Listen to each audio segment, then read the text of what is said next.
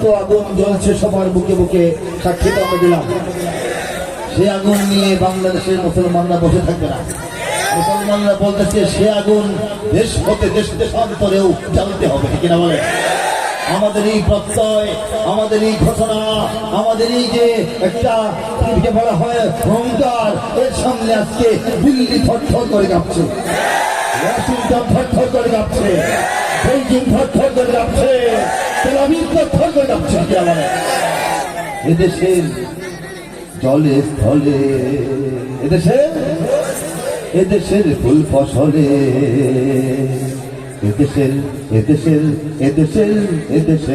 এদেশের সবুজ মাটি, সবুজ ঘাসে, সবুজ বনে, মদিনার সবুজ মিনার ঝলসে ওঠে দুই নয়নে। এদেশের শিকড় তো নয় দিল্লিতে বা ওয়াশিংটনে, এদেশের শিকড় জানি ছড়িয়ে আছে আরবে।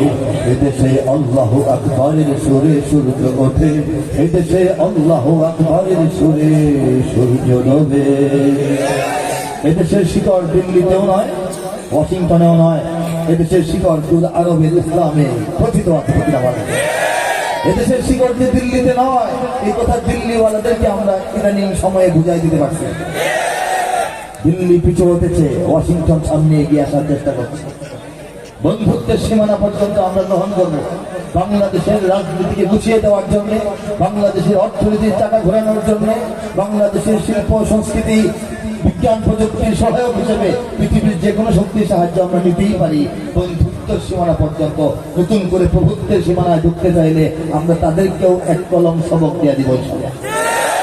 সেই সবক দেওয়ার জন্য যদি আরেকটু নড়াচড়া করতে হয়, আরেকটু পরিশ্রম করতে হয়, আরেকটু মেহনত করতে হয়, সেই মেহনতটাও করার জন্য আমরা কারাগার তৈরি আছে।